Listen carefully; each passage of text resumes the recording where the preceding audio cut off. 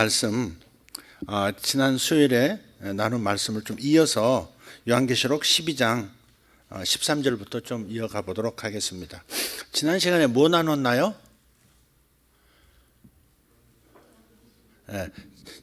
이근재 목사님이 설교 끝난 다음에 설교 제목을 뭐로 해서 유튜브에 올립니까? 그래서 생각하다가 제가 그렇게 올리라고 했습니다. 요한계시록은 복음서처럼 읽어야 합니다. 요한계시록은 복음서처럼 읽어야 한다. 그거였습니다. 그렇게 읽지 못하면 요한계시록은 복의 책이 되지를 못할 겁니다. 요한계시록 1장 3절, 이 글을 읽는 자와 듣는 자들과 지키는 자들은 복이 있나니 그랬어요. 복이 있도다 그랬어요. 그러니까 요한계시록을 읽고 복이 됩니다. 은혜가 됩니다. 할렐루야. 이래야 정상적으로 요한계시록을 읽은 거예요. 근데 요한계시록을 읽고 겁납니다. 되게 무섭습니다. 되게 셉니다. 차라리 일찍 천국 가는 게 낫겠습니다. 이렇게 반응하는 사람은 오독한 거예요. 요한계시록을 잘못 읽은 거예요. 잘못된 안경 쓰고 요한계시록을 읽은 거예요. 요한계시록이 어떤 목적을 가지고 쓰여졌는지에 대한 분명한 기준을 갖지 못한 채 요한계시록을 읽어서 그렇습니다. 대개 이단 사이비에 빠지는 사람들은 두려움 때문에 빠집니다. 무섭고 두려울 때 거기에다가 성경이 너의 두려움을 정상적인 두려움이라고 말하는 것이라고 딱 숟가락 얹어버리는 겁니다. 그렇구나 이렇게. 그러면서 요한계시록 읽으면서 너무 하나님이 무섭습니다. 너무 세상 사는 것이 두렵습니다. 세상을 그야말로 요새 말로 딥스테이트가 세상을 지배하고 있는 것 같고 적그리스도의 세계가 오는 것 같습니다. 예수 그리스도의 세계, 하나님의 나라가 커 보이는 것이 아니라 이 땅을 적그리스도가 장악하고 적그리스도 아래서 고생 환난 그러다가 거기서도 또 그 환난을 이기지 못하고 핍박을 이기지 못해서 666 표라도 받는다면 내가 예수 믿었어도 지옥에 떨어질 수 있겠구나 하면서 벌벌 떨고 있는 그리스도인들 된다면 그 사람은 속임수에 넘어간 겁니다. 그래서 마귀는 거짓의 압이라 그랬습니다. 마귀의 최고의 무기는 거짓말입니다. 속임수입니다. 성경을 통해서도 거짓말할 수 있다는 것을 기억하셔야 합니다. 마귀는 어쩌면 여러분보다 성경을 더 많이 잘 알고 있을지 모릅니다. 왜? 성경이 쓰여지기 전부터 존재했던 존재이기 때문에 그렇습니다. 성경을 가지고 얼마나 많은 세대의 사람들을 미혹하고 하나님과 사람 사이를 이간질했는지 몰라요.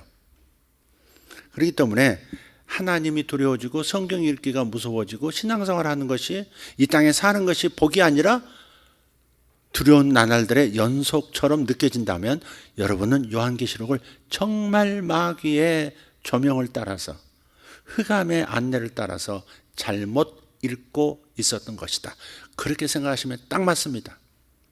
이 책을 읽는 자 그랬어요. 읽는 자 단수예요. 요한계시록 1장 3절을 펴보세요. 요한계시록 1장 3절.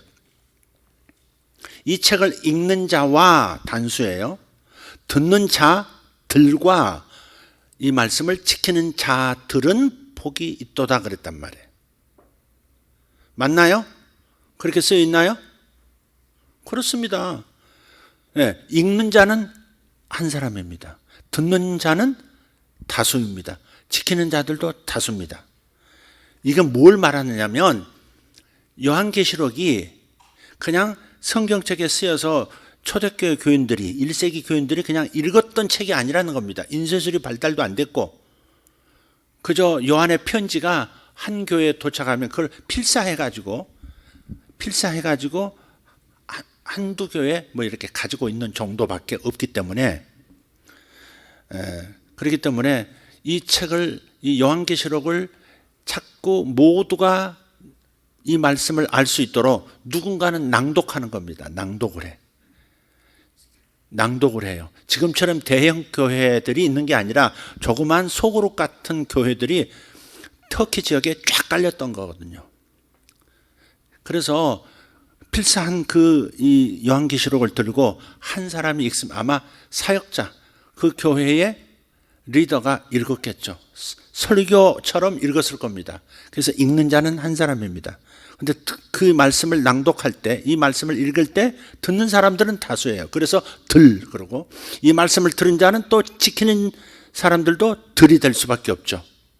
그래서 요한계시록은 교회의 초대교회 예전처럼 예배 순서의 한 부분처럼 사용되었던 책이 요한계시록입니다. 항상 들을 수 있도록 항상 들려줬고 항상 교회만 들을 수 있었던 책이 바로 요한계시록입니다. 그래서 요한계시록이 설교문이면서 편지이면서 교회의 의식의 일부분이었다. 그래서 우리 사도신경 우리 예배 때마다 주일 예배 때마다 하죠? 고백하죠? 그런 것처럼 그렇게 예배 한 순서로 사용되었던 책이 요한계시록이다. 그러니까 요한계시록을 초대교회 교인들은 잘 알까요? 모를까요? 잘 아는 겁니다.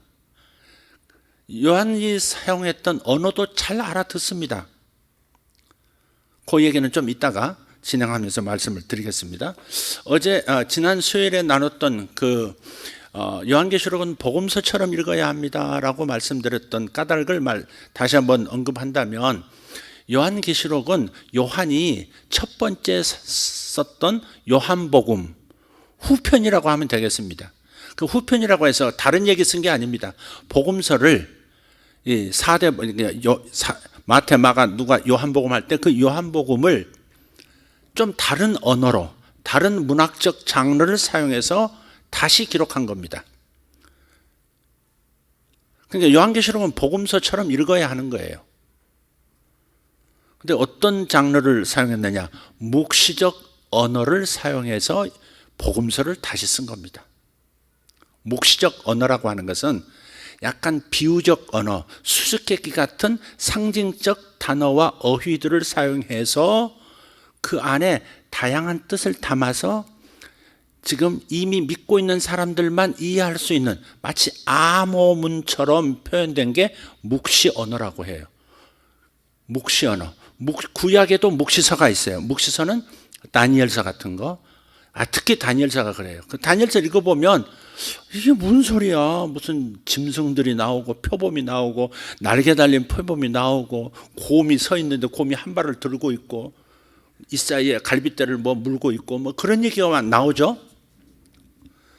또 저쪽 스가랴서를 가면 그것도 묵시 언어로 쓴 예언서입니다. 구약의 묵시서예요. 그게. 그 스가랴서를 보면 네 종류의 말이 나와요. 붉은 말, 검은 말, 흰 말, 아롱진 말, 이렇게 말들이 나와요. 또 숫자들도 많이 나와요. 숫자. 다니엘서 숫자가 많이 나오죠. 거기 보면 한때, 두때, 반때 이런 말입니다. 한때, 두때, 반때. 한때 더하기 두때면 세때죠. 한때, 두때, 반때란 말은 여기 1년 그리고 2년. 1년과 2년 합하면 몇 년? 3년. 그리고 반때 그랬어요. 그게 3년하고 또 반년이에요. 그게 3년 반에, 요한계시록에 3년 반이란 말이 몇 번 나와요? 3년 반의 근원이 다니엘서에서 나온 거다 이 말이죠. 그러니까 뚝 떨어진, 요한이 갑자기 환상 보고 그냥 처음 보는 언어를 처음 요한계시록에 쓴 게 아니라 이미 이스라엘, 구약을 읽고 있는 이스라엘 백성, 이스라엘 출신의 그리스도인들이라면 다니엘서를 잘 알고 있다 이 말이죠. 다니엘서의 그 묵시적 언어, 수수께끼 같은 그 언어에 익숙해 있단 말이에요. 초대교회는 대부분이 유대인이었잖아요. 그죠? 나중에 이방인들이 예수 믿어서 이방인과 유대인이 함께 교회를 형성을 했지만 유대인이 다수였어요. 초대교회는. 그러니까 대부분 유대인들이기 때문에, 이스라엘 사람들이기 때문에 다니엘서에 나오는 언어를 금방 알아듣는 거예요. 3년 반. 3년 반은 이런 뜻이지. 금방 알아듣고. 말들이 뭔지도 금방 알아요. 붉은 말은 뭘 말하고 검은 말은 뭘 말하고. 왜? 스가랴서 배웠거든요. 바로 그런 거예요. 그래서 초대교회 사람들의 그 언어를 어떤 언어로 그 어휘들을 어떤 뜻으로 썼는지를 우리가 이해하지 못하면 2000년 뒤를 사는 20세기를 뛰어넘어서 이 동아시아에 사는 우리들이 그 말씀을 제대로 적용할 수가 있다 이 말이에요. 그들의 무엇 때문에 저런 말을 하고 있는지 서로 하고 있는지를 이해하지 못한 채 우리식으로 그 언어를 해석해 버리면 우리는 엉뚱한 해석을 하게 되고, 그래서 요한계시록을 자꾸 많이 접하는 사람들이 이단 사이비에 넘어가는 까닭이 그래서 그런 거예요. 엉뚱하게 해석한다는 거죠. 지멋대로 해석하는 거죠. 그래서 초대교회 성도들이 이 언어를, 요한의 이 계시록의 이 내용들을 어떻게 이해했을까를 먼저 이해한 다음에 이걸 어떻게 우리 삶 속에서 적용하지? 이렇게 단계를 거쳐야 된다는 말이에요. 그러니까 다른 말로 하면 요한이 2000년 뒤에 종말 중에 종말, 예수님 재림 직전에 사는 이 사람들을 향해서 다이렉트로 한 말이 아니란 말이에요. 요한은 자기가 살아있을 동안에 목회해왔던 그 터키 지역, 소아시아의 7교회에게, 내 양들에게 지금 편지를 보낸 거란 말이에요. 이게 항상 이런 걸 의식해야 돼요. 그래서 1차 독자, 요한계시록의 1차 독자는 2000년 전 소아시아에서 살던 사람들에게 보낸 편지다. 그건 내가 직접 받은 편지처럼 읽어버리면 엉뚱하다 이 말이에요. 감옥 안에 편지를 보냈어요. 감옥 안에, 야 사식 사 먹으라고 돈 좀 넣었다 그렇게 썼는데, 도중에 딴 사람이 읽었는데 사식이 뭐지? 회사에서 주는 밥인가? 이렇게 해석할 수 있단 말이에요. 이해가 되세요? 사식이란 말은 콩밥 먹어야 되는데, 모두가 먹는 국가에서 주는 밥을 먹어야 되는데, 돈이 있는 사람들은 또 다른 짜장면도 먹을 수 있고 다른 음식도 사서 먹을 수 있잖아요. 교도소 안에 있는 사람도. 그게 사식이란 말이에요. 그 교도소 안에서 따로 외부에서 들어오는 음식을 먹는 것을 사식이라고 하는데, 중간에 바깥에 있는 사람이 그 편지를 중간에서 이렇게 받아가지고 마치 자기 얘기처럼 읽어버리면 회사에서 주는 밥인가? 이렇게 읽어버린다 이 말이죠. 비유가 좀 이상하긴 한데 무슨 의도인지는 이해하셨으리라 믿습니다. 이걸 반복하는 이유는 자신도 모르게 이 환상과 꿈과 신비한 언어로 되어진 이 요한계시록을 읽으면서 너무 신비로움을 넘어서서 신비롭도 못해서 이제 그야말로 이해하지 못하는 언어가 문자로, 상징적인 얘기를 문자로 그대로 받아들이니까는 그냥 바로 겁을 먹어버리는 거예요. 겁을 먹은 사람들을 조종하기는 참 쉽죠. 그게 교주들인 거예요. 그게 겁먹은 사람들은 조종하기가 쉬워요. 가스라이팅 해버리면 그냥 끄는 대로 끌리게 돼 있습니다. 이해되십니까? 네.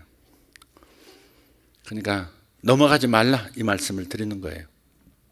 그래서 제일 좋은 방법은 그런 어떤 요한계시록을 가지고 네가 믿는 그 방식이 틀렸어, 네가 믿고 있는 바가 좀 왜곡된 거야, 목사들이 잘못 가르치고 있어, 너 정신 차려야 돼, 이런 식으로 접근하는 사람 보면 빨리 그 문제를, 그렇게 접근하는 사람들을 빨리 교회 리더에게 알려서 분별을 받는 게 제일 좋습니다. 혼자 그것을 분별하겠다고 내가 가서 알아보고 그 다음에 틀렸습니다가 그냥 나오면 되지, 갔다가 먹힙니다. 왜냐하면 두려움을 먹고 사는 존재이기 때문에. 그런 영화 많잖아요. 두려움에도 냄새가 난다고.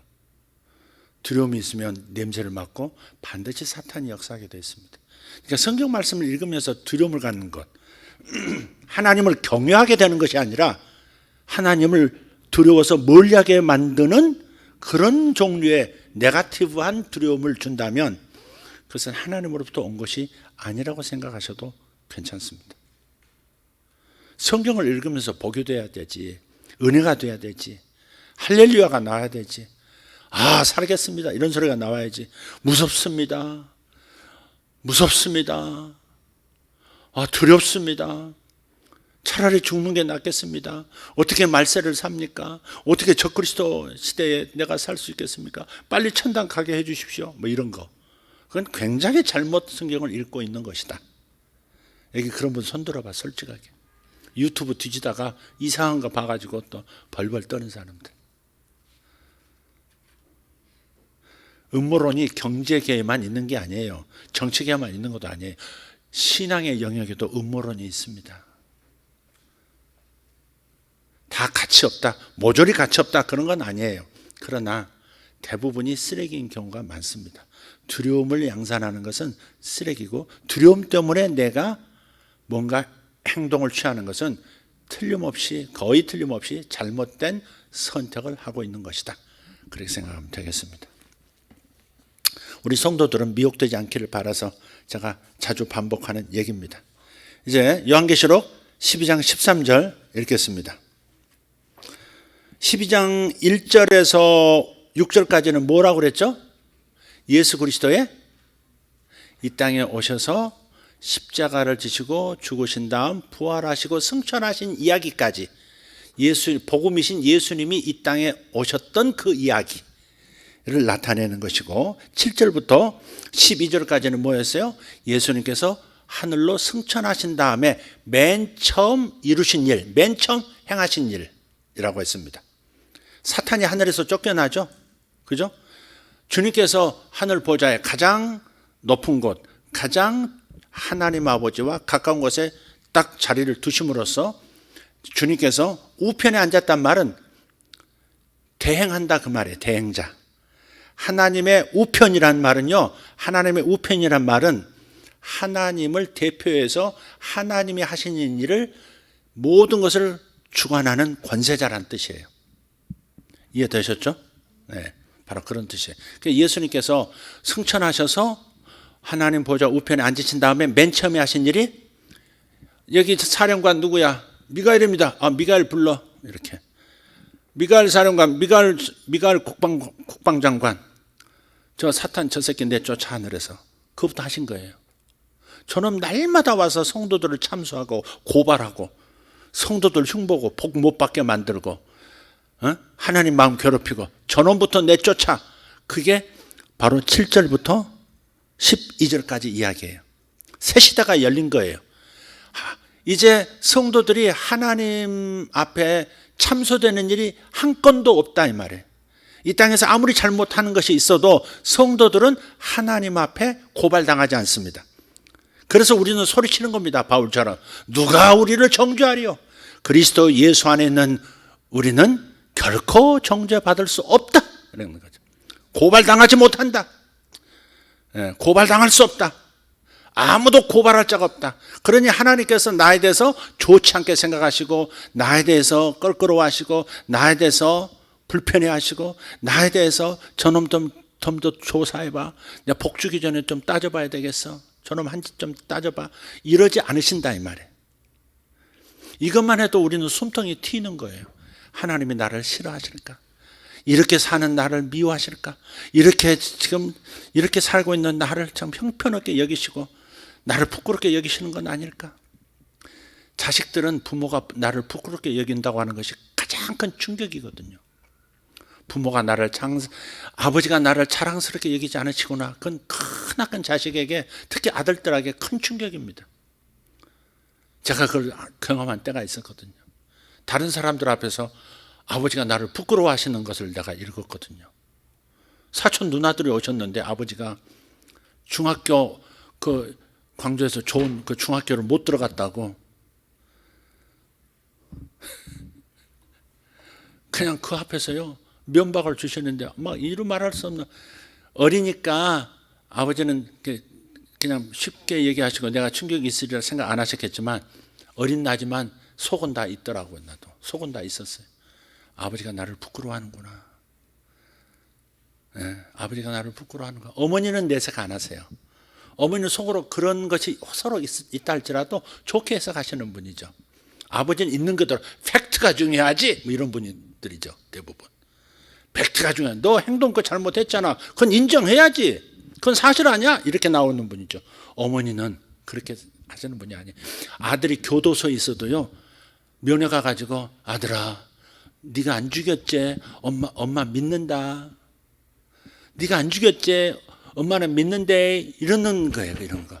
엄마 그래 나 안 했어. 그렇지, 내 아들이 그럴 리가 없지. 이런 분이 엄마라고.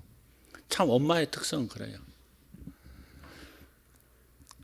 근데 하나님 아버지께서 나를 불편해하시고 나를 자랑스럽게 여기지 못하실 것이다 라고 하는 생각이 들어오면 수치감 때문에 하나님께 더 이상 다가가지 못하고, 그 하나님 앞에 내가 뭘 믿음을 가지고 병 고쳐주세요, 저의 사업을 축복해 주세요, 이런 믿음을 가지고 나갈 수가 있겠어요. 그래서 정죄받지 않게 되었다는 이 사실이 요한계시록의 이 7절부터 12절까지 이 내용이 우리에게 굿뉴스라고요. 복음이라고, 복음. 복음의 실제적인 그 내용들이 여기 적나라하게 나와 있는 거예요. 땅에서 벌어진 일과 하늘에서 벌어진 일. 땅에서는 예수께서 내 대신 십자가에서 죄를 지고 대신 죽어주시고 부활하시고 승천하신 이야기라면, 그 다음 7절부터 12절까지는 승천하신 다음에 하늘에서 복음의 권세를 가지고 하늘에서 우리를 위하여 이루신 일, 첫 번째 사건을 기록한 것이다. 그러니 요한계시록이 복음이 아니고 무엇이겠느냐 이 말이에요. 요한계시록을 읽으면서 행복해지지 않으면 요한계시록을 제대로 읽은 게 아니다 이 말이죠.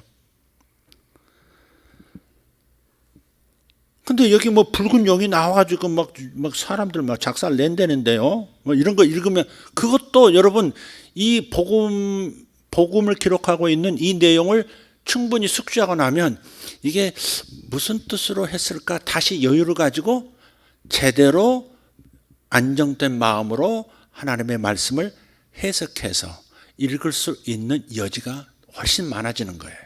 제대로 해석할 수 있다 이 말이죠. 자 13절 읽겠습니다. 소두가 너무 길었어요.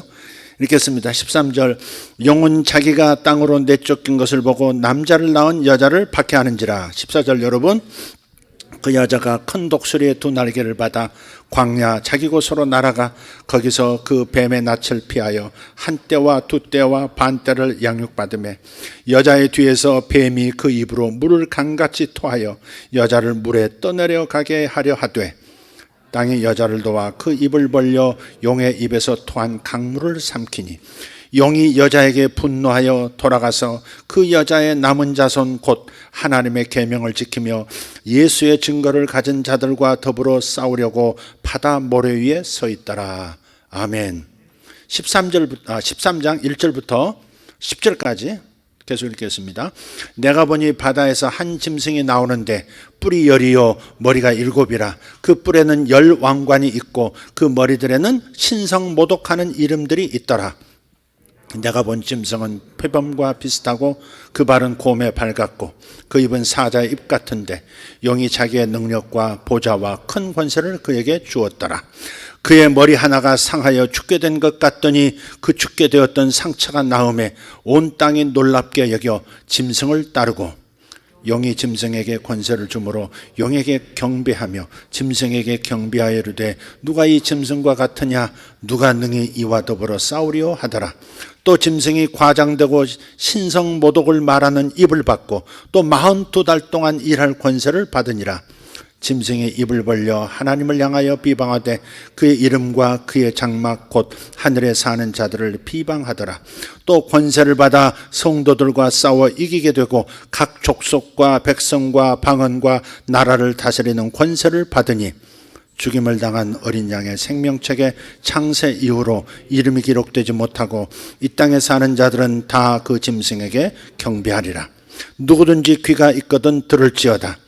같이 사로잡힐 자는 사로잡혀 갈 것이요 칼에 죽을 자는 마땅히 칼에 죽을 것이니 성도들의 인내와 믿음이 여기 있느니라. 아멘.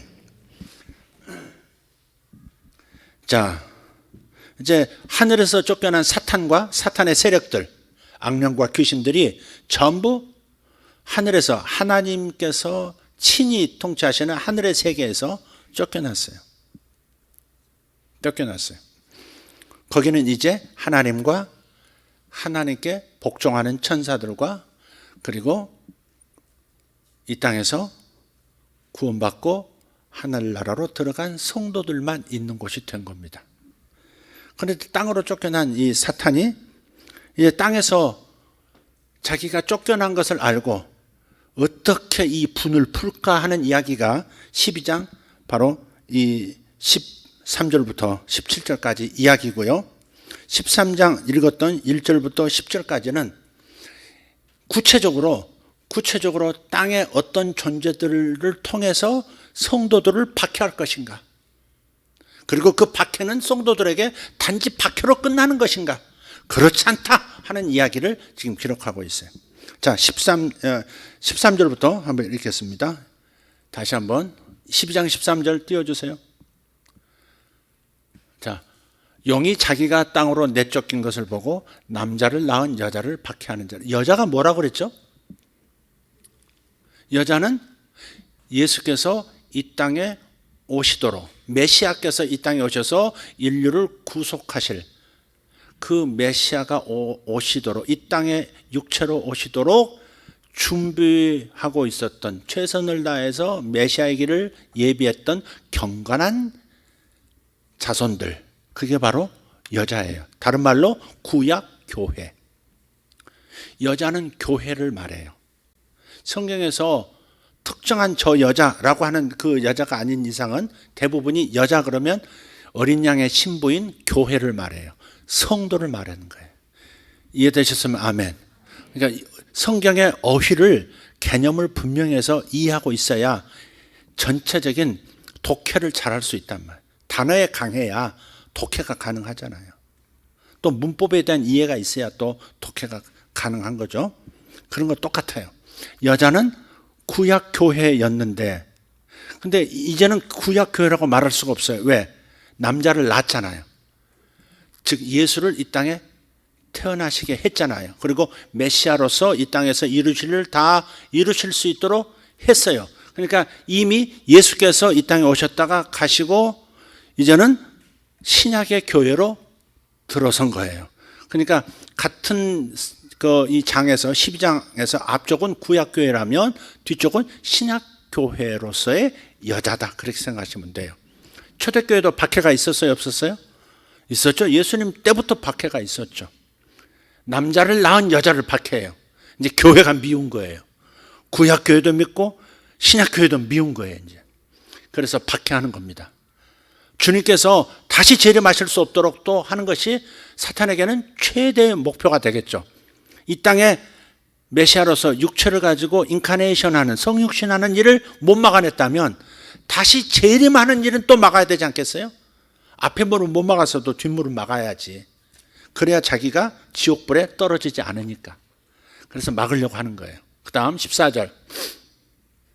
그 여자가 큰 독수리의 두 날개를 받아 광야 자기 곳으로 날아가 거기서 그 뱀의 낯을 피하여 한때와 두때와 반때를 양육받았다 그랬어요.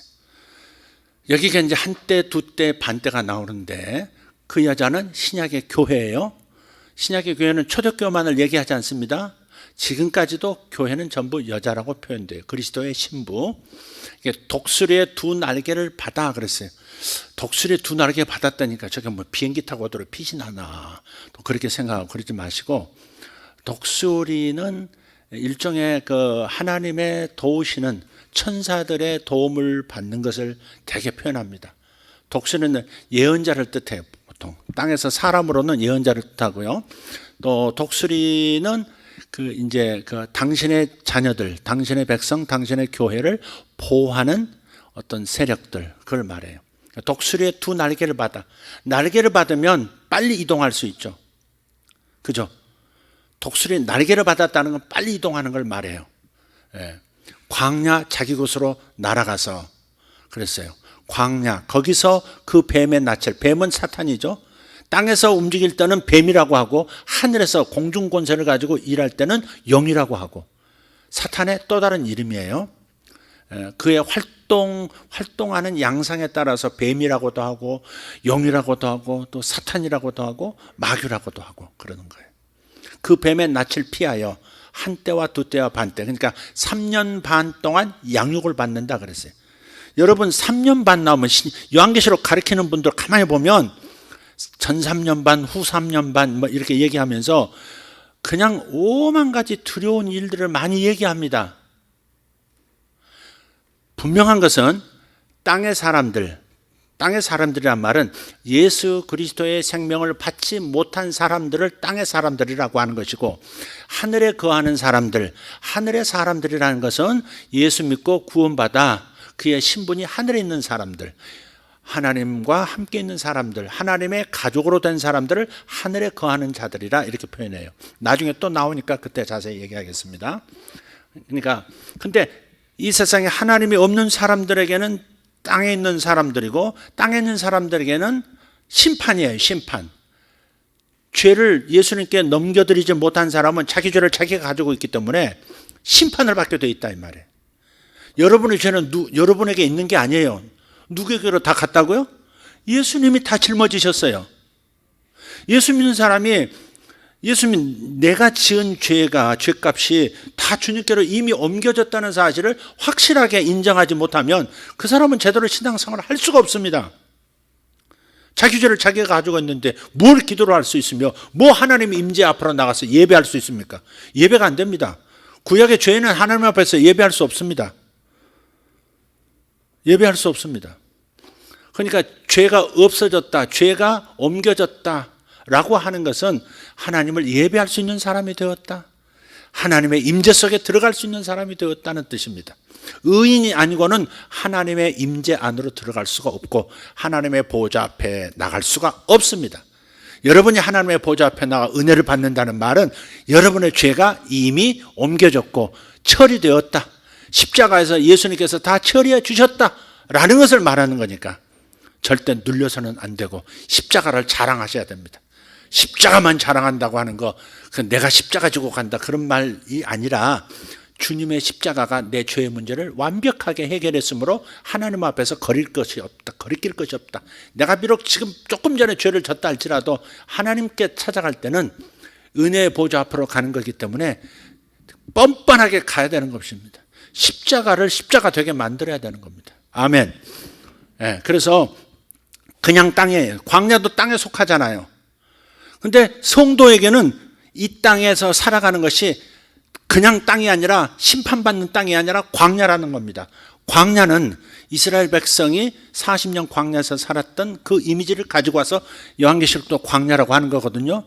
그러니까 성도의 삶이라고 하는 것은 이 땅에 육신을 가지고 죄 많은 세상 속에서 살고 있지만 우리는 그냥 이 땅에서 사는 것이 아니라 광야에서 사는 거예요. 광야에서 산단 말은 하나님의 보호하심과 하나님의 양육을 받는다 그 말이에요. 세상 사람에게는 심판일지 몰라도 경제적인 심판, 전쟁의 심판, 질병의 심판일지 몰라도 성도들에게는 하나님 앞에서 하나님에 의한 양육을 받고 있는 거예요. 훈련받고 있다 그 말이에요. 우리는 심판받는 게 아니에요. 세상 사람과 똑같이 콜록콜록해도 우리는 심판을 받는 것이 아니라 세상 사람은 심판이지만 우리는 뭐예요? 훈련을 받고 있고 양육을 받고 있는 거예요. 그래서 저 3년 반이라는 단어가 나올 때마다 42달이라고 하는 소리가 나올 때마다 1260일이라는 숫자가 나올 때마다 항상 양육이란 말이 따라와요. 광야라는 말과 양육이란 말이 따라오게 돼 있어요. 아멘입니까? 요한계시록 다시 한번 펴보세요. 12장 보시면 12장 6절 지난번에 했던 6절을 한번 보시면 그 여자가 광야로 도망하니, 광야가 또 나오죠. 여자는 광야가 같이 나와요. 광야로 도망하며 거기서 1260일 동안 그를 양육하기 위하여 하나님께서 예비하신 곳이 있더라 그랬어요. 그죠? 반복되죠? 여자, 광야, 양육. 여자, 광야, 심판이 아니에요. 여자, 광야, 양육이에요. 1260일을 달로 환산하면 42달이고 42달을 연으로 또 환산하면 3년 반이 되는 거예요. 일종의 언어 유희죠. 지루하지 않게. 그래서 3년, 한때, 두때, 반때, 이 3년 반을 그냥 환란 이렇게 가면 안 돼요. 그냥. 우리가 환란이라는 단어 쓸 때는 양육이라는 말이 괄호 안에 들어가 있어야 돼. 환란 가로 열고 양육 가로 닫고 항상 이래야지. 세상 사람은 환란 그러면 그냥 환란 그 자체예요. 그러니까 성도는 환란이 아니 하나님의 보호와 인도하심과 연단을 받는 훈련 혹은 하나님의 양육. 그리스도의 신부로서 온전하게 변화되고 그리스도의 신부로서 성숙해지도록 예수 그리스도처럼 인격이 변하고 예수 그리스도처럼 일할 수 있는 능력자가 되게 만드는 양육의 과정이 전 3년 반, 후 3년 반 쓴다면 바로 그런 의미다 그 말이에요.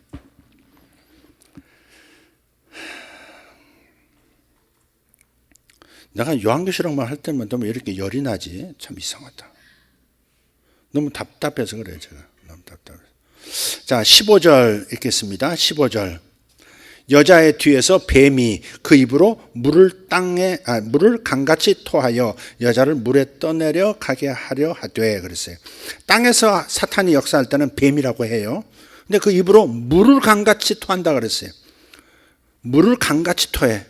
그리고 그 여자를 물에 떠내려가게 하려 하되 그랬어요.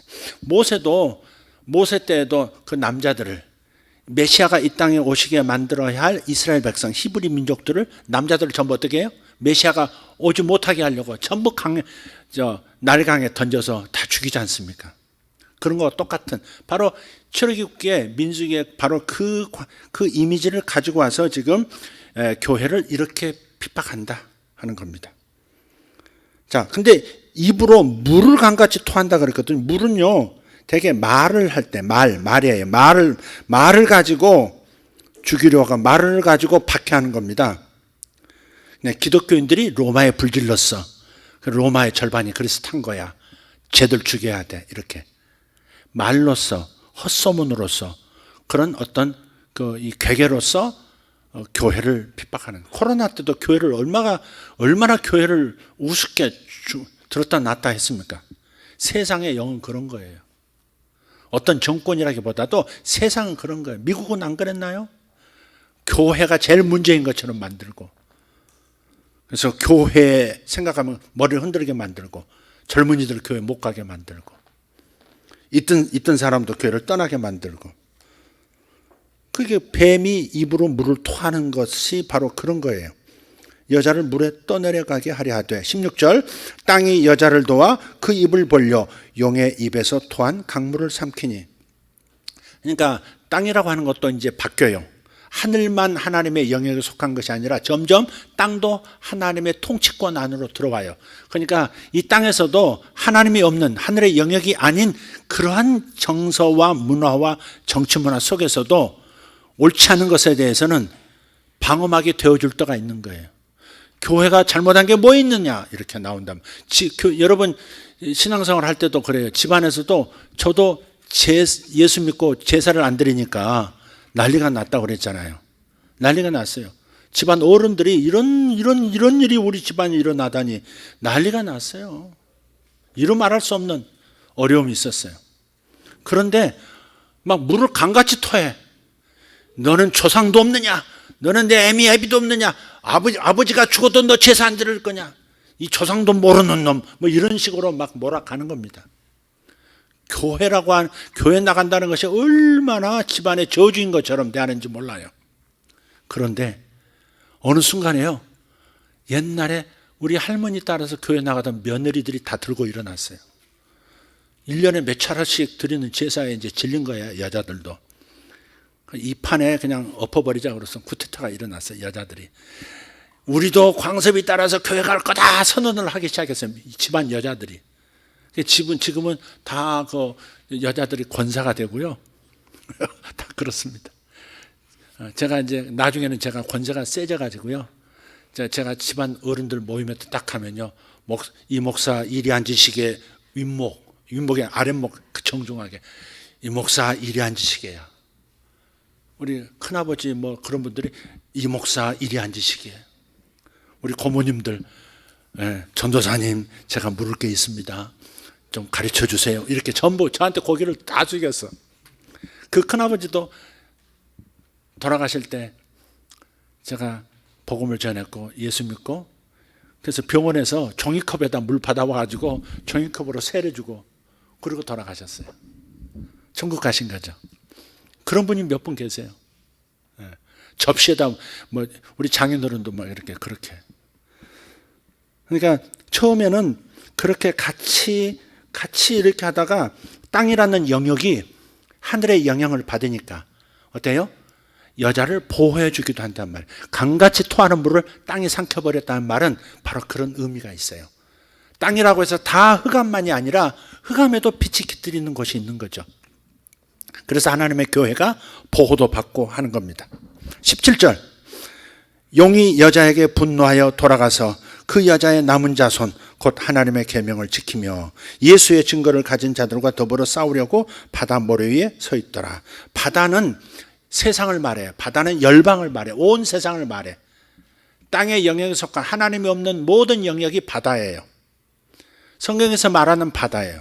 바다에서 괴물이 나온다고 생각했어요, 이스라엘 사람들은. 왜?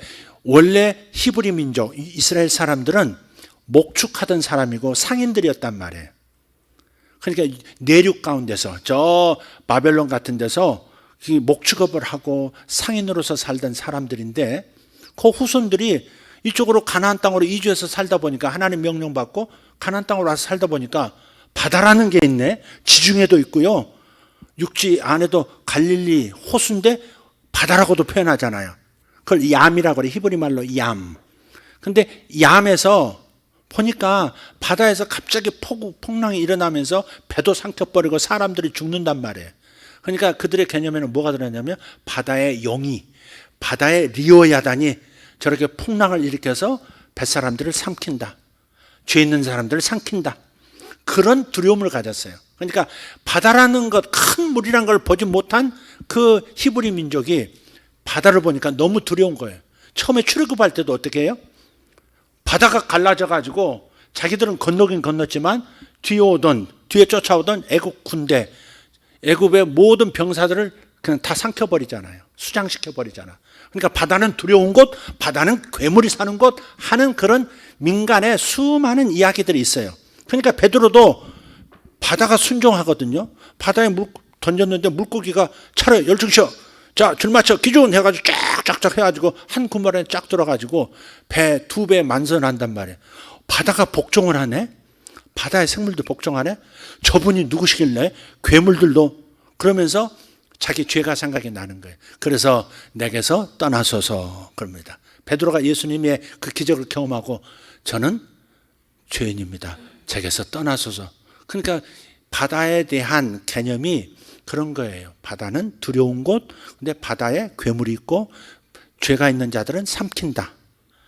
근데 바다를 다스리는 사람이란 바다의 신인데 그렇게 생각하니까 죄의식이 일어나서 나는 죄인입니다. 나를 떠나소서. 그렇게 베드로가 그랬던 거예요. 그게.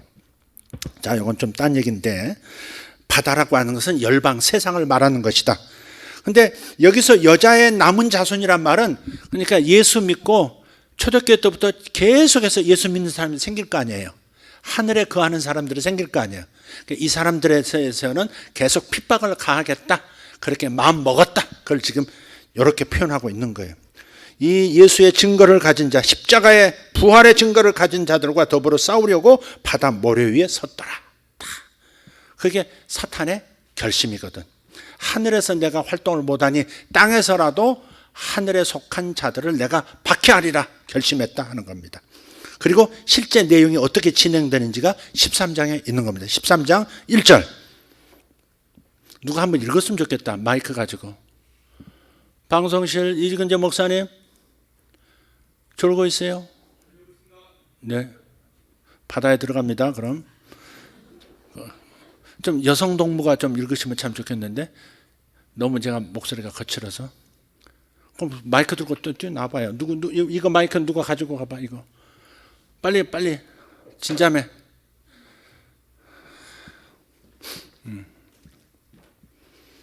요새 배 나오는 것 같다. 나 닮아간다. 자, 읽어보세요. 1절. 내가 보니 바다에서 한 짐승이 나오는데 뿔이 10이요 머리가 7이라. 그 뿔에는 10 왕관이 있고 그 머리들에는 신성모독하는 이름들이 있더라. 네, 조금 빨리 읽으세요. 모타 조금 빨리 돌리세요. 네. 바다에서 한 짐승이 나와요. 바다는 세상을 말한다 그랬죠. 그죠?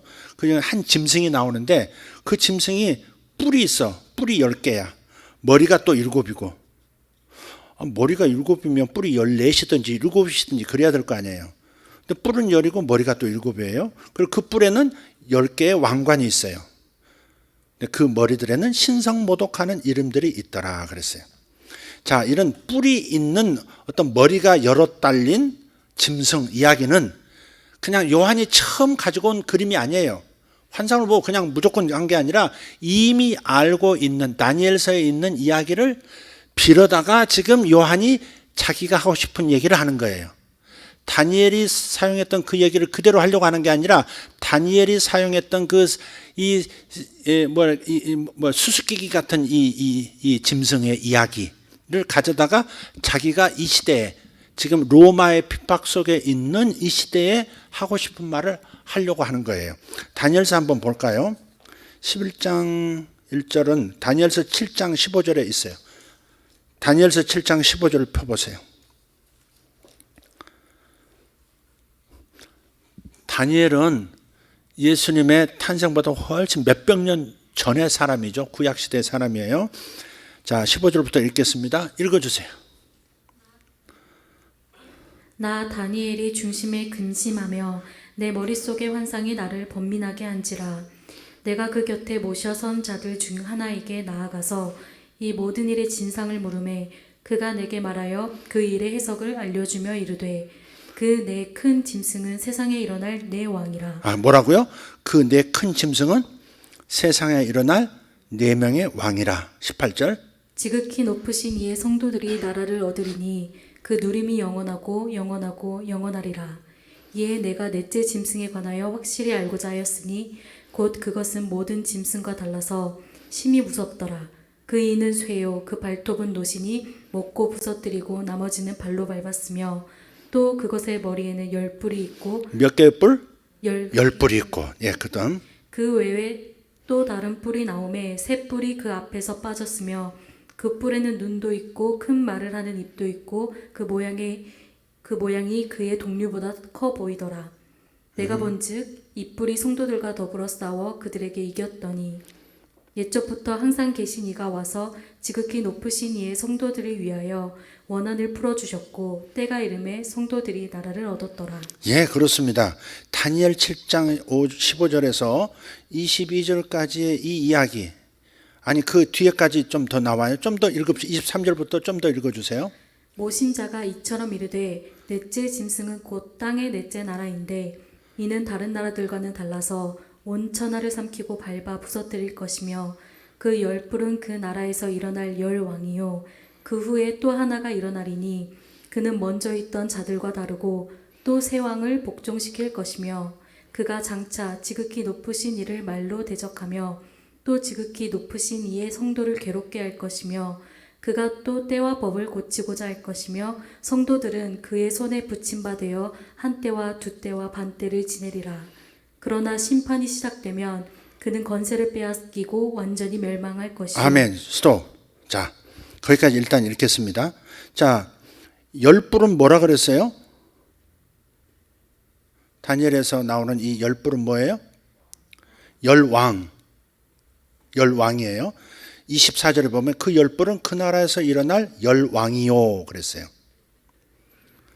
그러면 우리도 읽을 때, 요한계시록 읽을 때 다니엘의 이미지를 가지고 와서, 다니엘의 그 묵시적 언어를 가지고 와서 요한계시록을 썼기 때문에 같이 해석할 수 있는 거예요. 예. 그래서 이 글을 읽고 듣고 지키려고 하는 이 초대교회 성도들, 소아시아 7개의 성도들 입장에서는 다니엘서가 머릿속에 있기 때문에 금방 이 말이 무슨 말인지 이해를 한다 이 말이에요. 우리들은 알아요, 몰라요?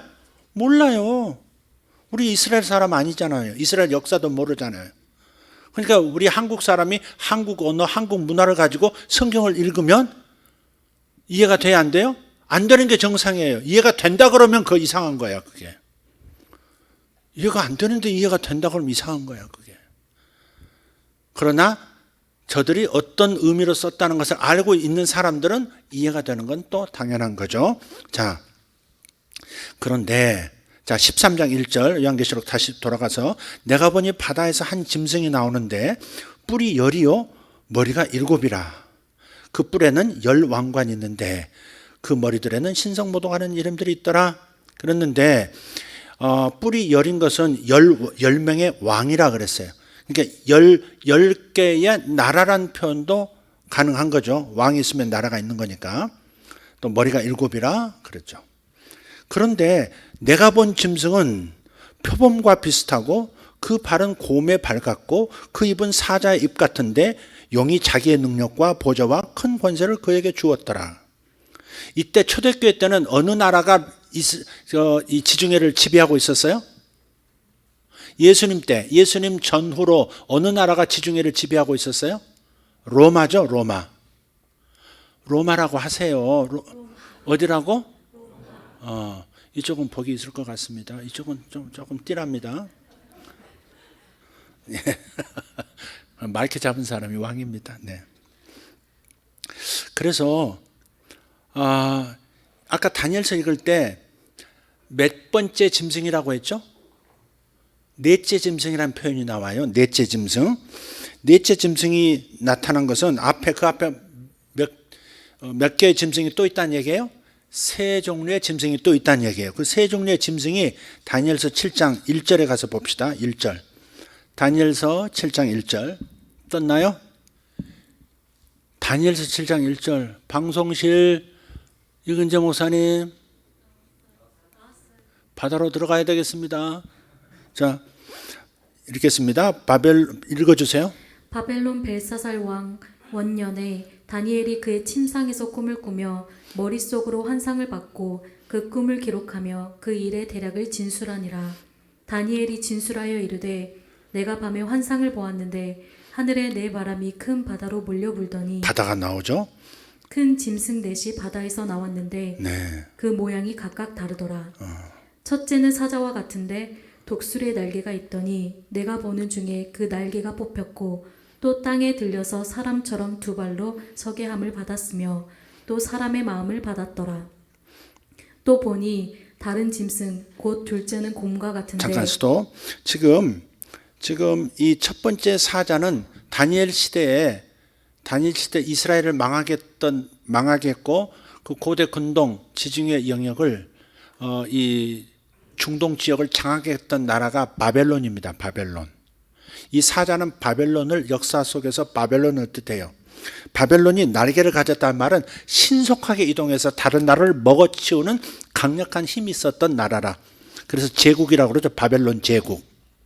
그죠? 공중정원이라고 하는 유명한 7대 불가사의도 그 바벨론 제국에 있었죠. 그런데 바벨론 제국이 계속해서 장악할 줄 알았는데 날개가 뽑혔고요. 그래서 바벨론이 망하죠. 망해요. 그래서 두 번째 짐승이 나와요. 바벨론을 멸망시키고 맹주가 되는 나라가 있어요. 5절 읽어주세요. 또 보니 다른 짐승 곧 둘째는 곰과 같은데 그것이 몸 한쪽을 들었고 그 입의 잇사이에는 새 갈빗대가 물렸는데 그것에게 말하는 자들이 있어 이르기를 일어나서 많은 고기를 먹으라 하였더라. 네, 스톱. 그것은 그 다음 바벨론 제국이 멸망하면서 일어났던 나라가 메데라는 나라가 있고 파사라는 나라가 있어요. 지금 다니엘은요, 그 바벨론 제국 때도 총리로 있었고, 높은 직위에 있었고, 바벨론이 망해도 메데라는 나라가 들어서도 그 다리옹이 다니엘 나와요. 그 메데의 왕인데 메데라는 나라가 한쪽에 있고 곁에 또 페르시아라고 파사라고 하는 나라가 또 일어나서 둘이 하나가 돼요, 나중에. 그러니까 메데는 없어지고 페르시아, 그게 곰이에요, 곰. 한쪽 발을 들었다라는 거, 한쪽이 우세하다 그 말이에요. 메데라는 나라와 페르시아라는 나라가 어느 쪽이 강하냐? 올라간 쪽이에요, 올라간 쪽. 네, 올라간 쪽. 그래서 두 나라가 통합이 되는데 페르시아라고 하는 제국이 바벨론 다음으로 중동에서 이 지중해 연안에서 맹주가 되는 겁니다. 그게 곰입니다. 그 다음 6절. 그 후에 내가 또 본즉 다른 짐승 곧 표범과 같은 것이 있는데 그 등에는 새의 날개 넷이 있고 그 짐승에게 또 머리 넷이 있으며 권세를 받았더라. 네, 또 계속 좀 더 읽어야겠네요. 내가 밤 환상 가운데 거기까지 읽어야겠습니다. 6절은 페르시아가 어느 나라에서 망하죠? 그 다음 등장하는 제국 헬라 제국 알렉산더. 굉장히 빠르죠. 표범 치타는 굉장히 민첩하잖아요. 사자보다 민첩한 게 표범입니다. 나무도 막 오르죠. 그래서 이 표범 날개가 또 넷이 있다 그랬어요. 그래서 표범은 헬라 제국을 말합니다. 헬라 제국을 말해요. 그리고 나중에 알렉산더가 죽은 다음에 나라가 네 쪽으로 쪼개집니다. 그 밑에 있는 부하들이 네 개로 나누어서 분할해서 이제 차지합니다. 그래서 머리 넷이 있고 권세를 받았더라 그런 거예요. 7절. 내가 밤 환상 가운데 이게 이제 중요해요. 요한계시록과 연결되는 부분이에요. 그 다음에 본 넷째 짐승은 무섭고 놀라우며 또 매우 강하며 또 새로 된 큰 이가 있어서 먹고 부서뜨리고 그 나머지를 발로 밟았으며 이 짐승은 전에 모든 짐승과 다르고 또 10뿔이 있더라. 오케이. 그래요. 네 번째 짐승이 나오고 10뿔이 있다는 것은 요한계시록으로 이어지는 거죠. 다니엘은 지금 여기 마지막 네 번째 짐승까지 보긴 봤어요. 그게 바로 로마 제국이에요. 로마 제국을 철의 제국이라 그래요. 다니엘은 금이고요. 다니엘이 다른 환상을 보는데 한 동상이 나타나는데 신상이 나타나는데 머리 쪽은 금이고 두 번째 가슴은 은이고 세 번째 배 쪽은 동이고 그리고 다리 쪽은 철이 있어요. 그 철의 나라가 바로 로마 제국입니다. 로마 제국처럼 강력하고 또 잔인하기도 하고 전 세계를 압도적으로 지배하는 나라는 없었죠. 로마 제국이 그리고 또 오래 갔어요. 한 500년? 2조 500년처럼 그리고 500년 갔단 말이에요. 아마 더 일어나고 신생 제국 때까지 포함하면 더 훨씬 길지 모르겠는데 어쨌든 이 네 번째 짐승은 특이해. 다른 세 짐승을 합해놓은 것만큼 강력한 제국이에요. 다니엘이 지금 메데 페르시아쯤에까지 살았거든요. 근데 로마 제국도 미리 보고 있는 거예요. 그런데 바로 그 예언을 묵시적 언어를 요한이 가져다가 여기서 얘기하고 있어요. 다시 한번 13장 요한계시록 13장 1절을 보시면 이제 이해가 될 거예요. 내가 보니 바다에서 한 짐승이 나오는데 뿔이 10이요 머리가 7이라 그 뿔에는 10 왕관이 있고 그 머리들에는 신성 모독하는 이름들이 있더라. 그러니까 로마 제국은 왕들이 이 시저들이 세워질 때마다 하나님을 대적하고 교회를 박해하고 하나님을 모독했다고요. 로마 황제는 내가 신이다라고 하는 그런 글이 쓰여져 있는 왕관을 썼어요. 그리고 그 로마 제국을 이어받았다고 스스로 일어서는 종교 지도자가 있으니 그게 교황입니다. 교황의 머리에 내가 신이다 그렇게 써져 있어요. 실제로 써져 있습니다. 로마 제국의 마지막 황제처럼 굴어요. 그래서 그 교황 앞에 전부 이제 유럽에 있는 나라들이 이제 왕들이 세워질 때 그 중세 때 교황 앞에 와서 무릎 꿇고 이렇게 왕으로 임명받고 대항하면 그냥 쓸어버리고 막 그랬단 말이에요. 나라들을 동원해서. 그게 10뿔이 있지만 나중에 보면 10뿔에서 한 뿔이 더 나와요. 그게 교황 같은 존재예요. 그게 교황입니다. 그러니까 지금 현재 로마 교황청은 로마 제국을 이은 제국이라고 생각하는 거예요. 그게. 일단 그렇게 생각하십시오. 네. 자, 나중에 역사적으로 자세히 설명할 때가 있으리라고 생각합니다. 오늘은 그게 핵심이 아니니까.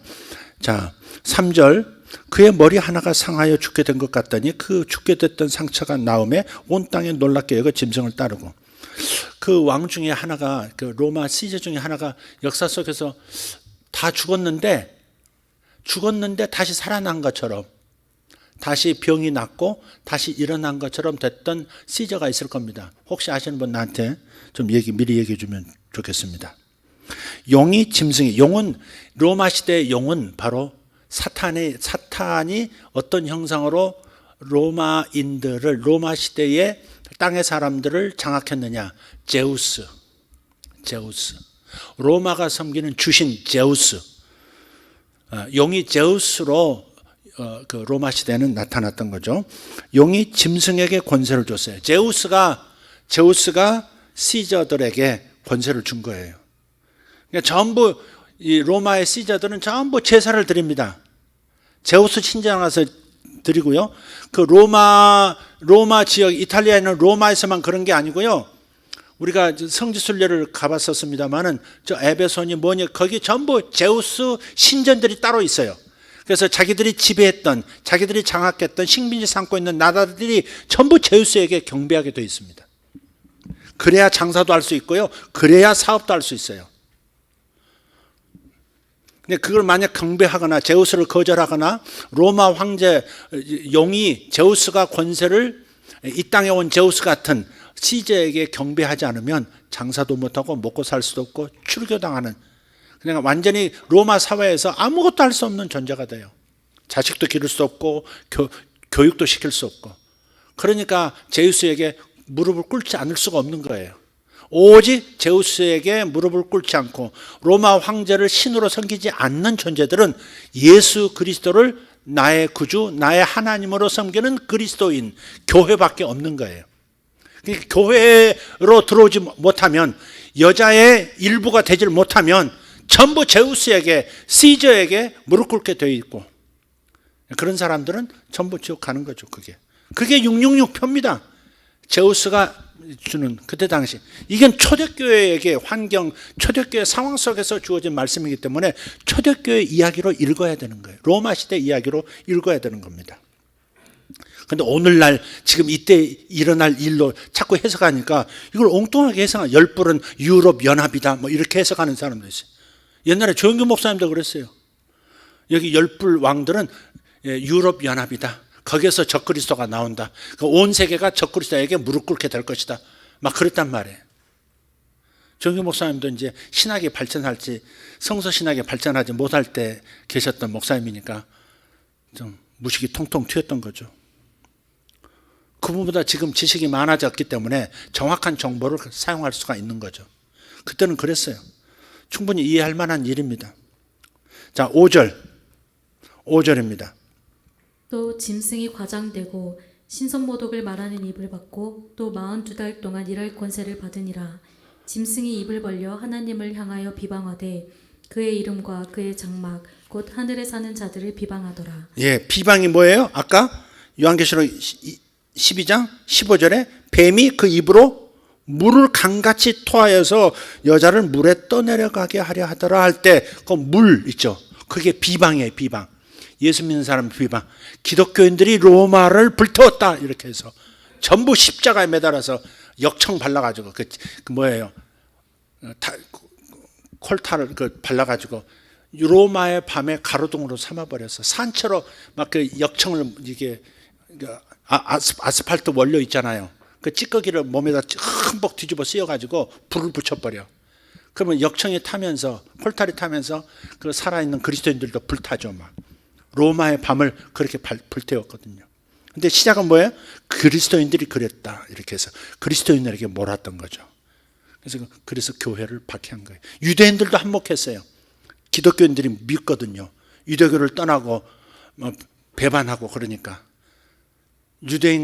정통 유대인과 로마가 합작해가지고 예수도 죽였고, 예수의 믿음의 자손들도, 교회도 어떻게 해요? 로마와 그리고 정통 유대인이라고 하는 자들이 연합해서 기독교인들을 그렇게 박해했던 거죠. 그건 사도행전에도 이미 나오죠. 예, 바로 그 얘기입니다. 짐승이 입을 벌려 하나님을 향하여 비방하되 그의 이름과 그의 장막 곧 하늘에 사는 자들을 비방한다. 하나님의 임재 아래에서 사는 사람들, 즉 예수 믿고 생명책에 이름이 기록되고 그의 신분이 하늘 보좌 우편에 예수와 함께 앉혀진 바로 교회를 비방하는 거예요. 그 얘기입니다 지금. 근데 이거를 막 자꾸 우리식으로 받아들이니까 엉뚱한 해석을 하고요. 그렇습니다. 교회 안에 우상이 선다. 교회 안에 뭐 짐승이 들어섰다. 그래서 목사가 바로 짐승이다. 목사의 말을 듣지 말고 이 교주의 말을 들으라. 그러는 거예요. 전부 지멋대로. 7절. 또 권세를 받아 성도들과 싸워 이기게 되고 각 족속과 백성과 방언과 나라를 다스리는 권세를 받으니 죽임을 당한 어린 양의 생명책에 창세 이후로 이름이 기록되지 못하고 이 땅에 사는 자들은 다 그 짐승에게 경배하리라. 아멘. 그렇습니다. 명확하죠. 이 땅에 사는 자들, 즉 어린 양의 생명책에 예수 믿어서 이름이 기록되지 못한 사람들, 하나님의 가족으로 이렇게 입양이 되지 못한 사람들은 어쩔 수 없이 로마 시대에 전부 제우스를 섬길 수밖에 없었단 말이에요. 근데 예수 믿고 생명책에 이름이 기록된 채로 살아간다는 게 만만치가 않았던 거죠. 거의 쫓아내고 그 사회에서 살 수 없도록 저놈 낙인을 찍으니까 저 예수쟁이 그러면 저 사람에게 물건을 팔아서도 안 되고 물건을 살 수도 없고 사업을 시작할 수도 없고 그와 거래할 수도 없게 만들죠. 그 사회에서 절대 발언권도 없고 투표권도 없고 교육할 수 있는 그런 이 편의도 제공을 안 하고 그냥 살 수가 없는 거예요. 그러니까 그래서 배도하는 사람들도 간혹 있었던 거죠. 그래서 그런 걸 막으려고 격려하려고 요한계시록을 쓴 거란 말이에요. 자, 7절 읽었죠? 8절 읽었습니다. 9절 누구든지 귀가 있거든 들을지어다. 근데 8절에서 이 땅에 사는 자들 그리고 하늘에 거하는 자들 이렇게 나오죠. 자, 12장 12절에 하늘과 그 가운데 거하는 자들 이 사람은 누구예요? 예수 믿고 생명책에 이름이 기록된 우리 성도들 교회를 말하는 거고 여기 이 땅에 사는 자들은 생명책에 이름이 없는 예수 안 믿는 사람들을 말하는 것이다. 그러니까 지금 오늘 이 땅에 사는 이 말세를 사는 온 지구에 있는 사람들을 말하는 게 아니다 이 말이에요. 그때 당시 예수 안에 들어오지 못한 세상 사람들 전체가 이 땅에 사는 사람들이에요.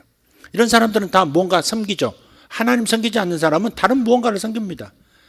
우상을 섬기든 다른 신을 섬기든 아니면 자신을 섬기든 돈을 섬기든 하나님 섬기지 않는 사람은 하나님 섬기지 않는 것으로 끝나는 게 아니라 다른 어떤 존재를 섬기고 있습니다. 자기 배만 섬기는 자요 그런 말도 성경에 있잖아요. 자기를 신으로 섬겨요.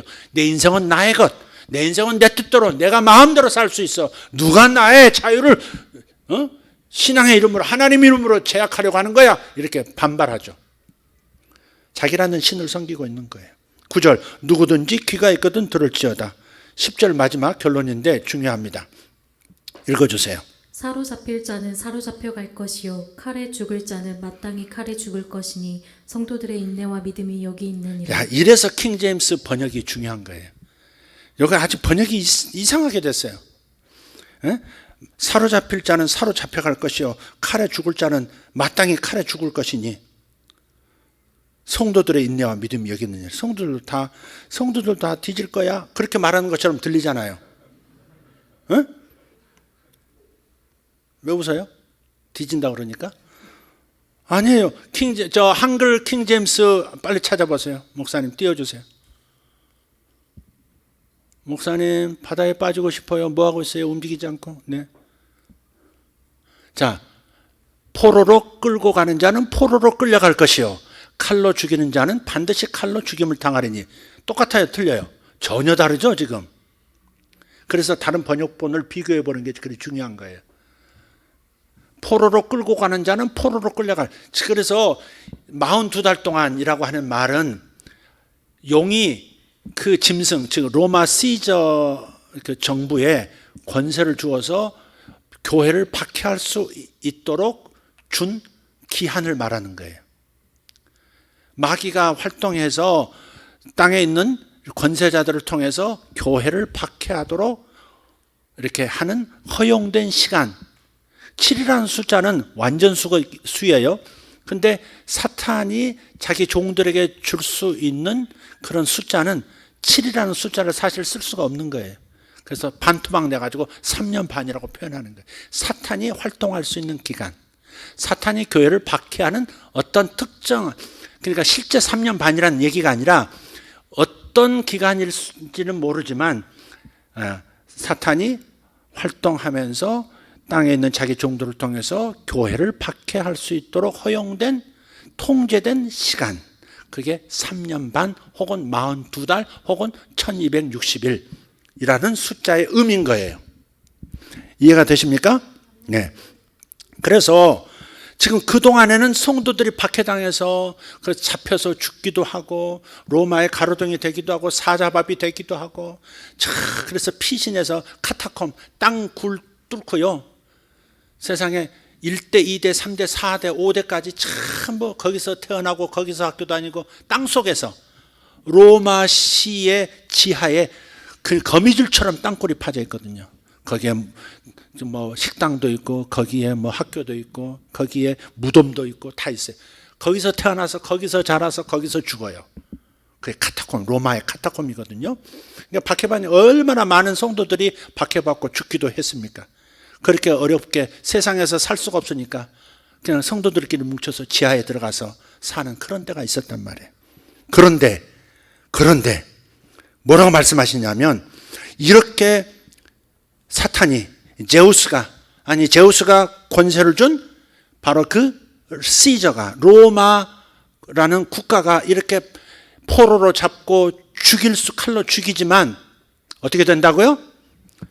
포로로 끌고 가는 자는 포로로 끌려갈 것이요 칼로 죽이는 자는 반드시 칼로 죽임을 당할 것이다. 성도들을 위해서 하나님이 복수해 주신다는 거예요. 이때까지 성도들이 인내와 믿음을 가지고 잃지 말고 그리스도를 잃지 말고 예수 믿는 믿음을 놓치지 말고 끝까지 살아남아라. 그렇게 말씀하고 있는 거예요. 이게 사도 요한의 요한계시록을 쓴 목적이 여기 있는 거예요. 이해가 되세요? 바로 그때가 온다는 거예요. 그러니까 로마가 망했어요, 안 망했어요? 결국은 망했어요. 네오 황제 있죠. 네오죠? 네로 황제. 그 잔인했던 카라쿨라 같은 이런 황제들 잔인했죠. 그런데 그런 황제들도 결국은 다 칼로 죽고요. 쿠데타 일어나서 죽고 그 로마도 결국은 망하잖아요. 망해요. 그리고 그 로마가 역사 속의 최대의 박해지였던 그 로마가 기독교 국가가 돼버리잖아요. 성도들의 인내와 믿음이 여기에 있느니라. 할렐루야. 그러면 이게 1세기 때 요한이 목회했던 요한이 자기 성도들에게 보낸 편지란 말이에요. 박해받는 로마 교인들, 소아시아에서 박해하는 자기 교인들, 모든 사람들에게 보낸 편지지만 오늘 이 시대에도 박해가 있어요, 없어요? 박해가 있단 말이에요. 1년에 수만 명씩 죽는다고 합니다. 기독교인들이 예수 믿는다는 이유로. 대한민국은 자유민주주의 국가이기 때문에 절대 그럴 수가 없죠. 종교가 다르다고 죽입니까? 우리로서는 상상할 수 없는 일이 저 중동 땅에 허다하게 많고요. 아프리카에 허다하게 많고 남미에 허다하게 많습니다. 예수 믿는다는 이유로 그냥 알게 모르게 끌려가서 죽임을 당하고 목배임 당하고 인샬라 하면서 목 싹 베버리고 그런 일 얼마나 많은지 몰라요. 잔인합니다. 그런데 그들에게 이 메시지가 요한계시록이 어떻게 닿겠어요? 초대교회 고난받던 성도들의 이야기가 자기들 이야기처럼 들리지 않겠어요? 적어도 우리들은 어떻게 들어야 되겠어요? 그런 고난받는 성도들을 위해서 기도해 줘야 되겠고. 아멘. 그들을 그래도 건지려고 선교사로 나갈 사람들은 나가야 되겠고 그 일이 이루어지도록 후원할 사람들은 또 후원해야 되겠고 성도의 인내와 믿음이 여기 있다. 바로 이곳에 여기에 이 시대를 사는 우리들이 이 말씀에 반응해야 되는 내용들이 그래서 적용점이 여기서 나오는 거예요.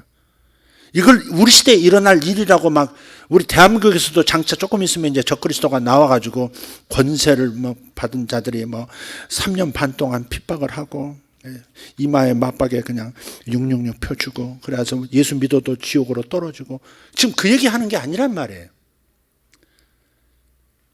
그 얘기하는 게 아니란 말이에요.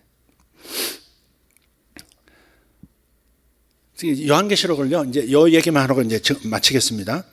요한계시록 보면요 이게 시간의 순서대로 기술된 게 아니에요.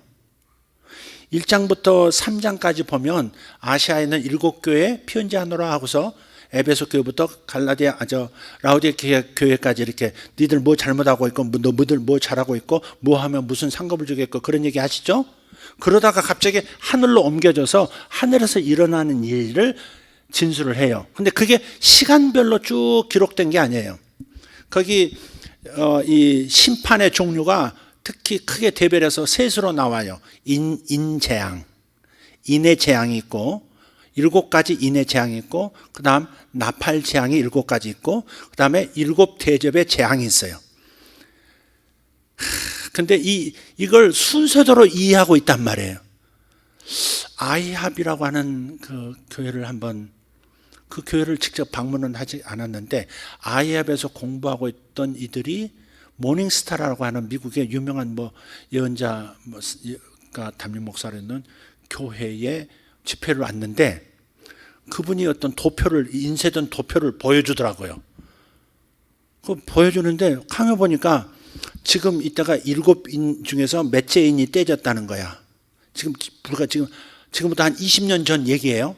미국을 제가 갔을 때 이때가 지금 몇째 인이 떼졌고 앞으로 몇째 인이 더 떼질 텐데 그 다음에 다시 7나팔이 이렇게 불려지는 시대가 올 것이고 그러면 7나팔의 재앙이 이 땅에 나타나고 그 끝나면 또 다시 7대접의 재앙이 또 있고 이렇게 이해를 하고 있더라고요.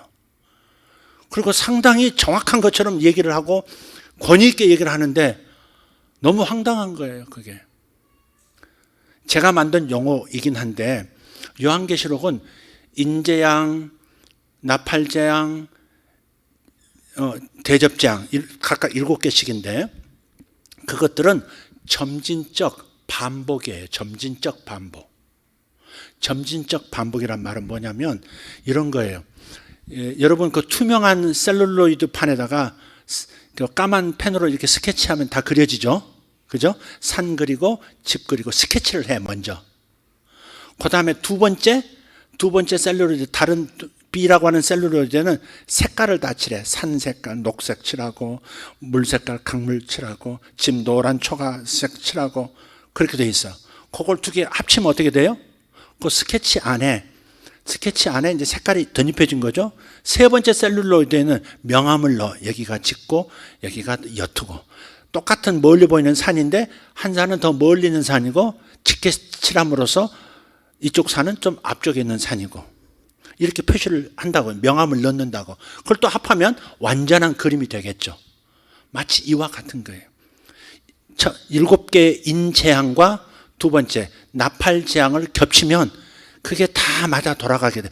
똑같은 일의 반복이면서 점진적으로 더 깊은 내용을 얘기하고 있고 마지막 그 7 대접재앙을 또 겹쳐 놓으면 더 명확해지는, 그러니까 점진성을 가진 반복의 이야기가 요한계시록이지 시간의 흐름이 아니라고. 시간의 흐름이.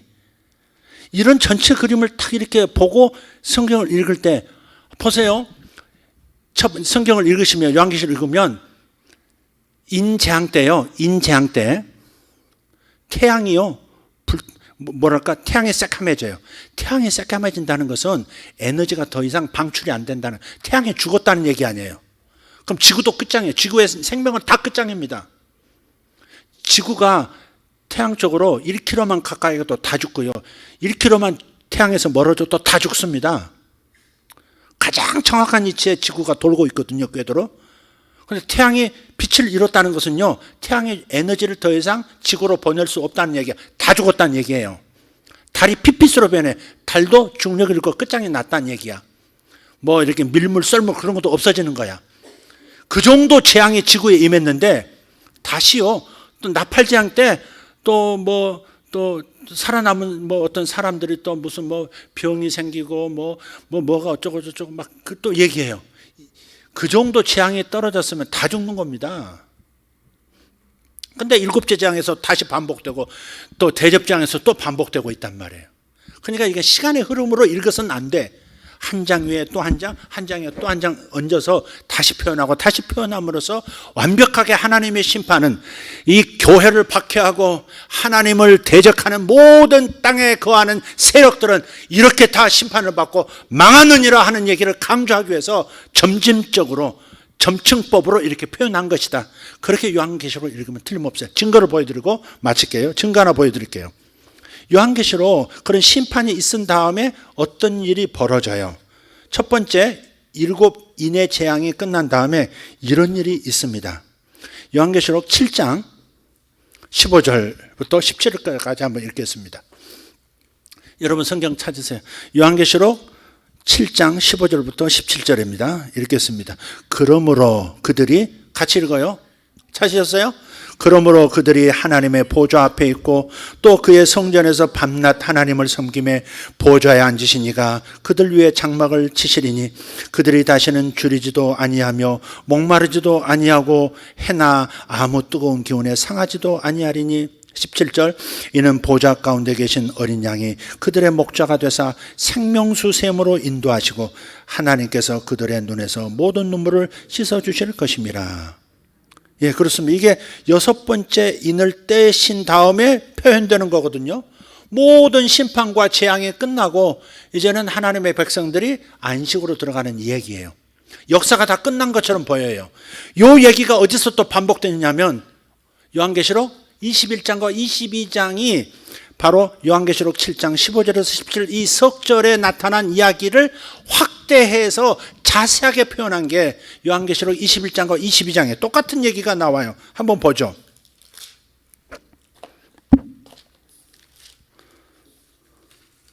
자, 읽겠습니다. 21장 또 내가 새 하늘과 새 땅을 보니 처음 하늘과 처음 땅이 없어졌고 바다도 다시 있지 않더라. 짐승이 나오는 적그리스도가 나오는 그런 바다가 없어졌다 그 말이죠.